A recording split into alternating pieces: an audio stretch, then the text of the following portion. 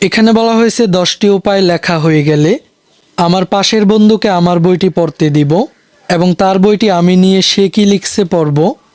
এরপর এই পুরো অভিজ্ঞতায় আমি কি নতুন জেনেছি যা আমার ভালো লেগেছে তা জানিয়ে আমার অভিভাবক বরাবর একটি চিঠি লিখব।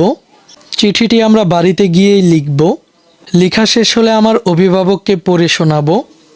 তো এই শিখন অভিজ্ঞতা থেকে আমরা যেসব অভিজ্ঞতা অর্জন করেছি এবং নতুন নতুন যেসব তথ্য সম্পর্কে জানতে পেরেছি, এসব অভিজ্ঞতা এবং তথ্য বর্ণনা করে আমাদের অভিভাবককে একটি পত্র লিখতে হবে। তো আমি তোমাদেরকে এই ছকটির সমাধান করার জন্য একটি নমুনা চিঠিপত্র দেখিয়ে দিচ্ছি। আমি তোমাদেরকে স্ক্রল করে সম্পূর্ণ চিঠিপত্রটি দেখিয়ে দিচ্ছি। তোমরা তোমাদের বইয়ের ছকটিতে লিখে নিবে।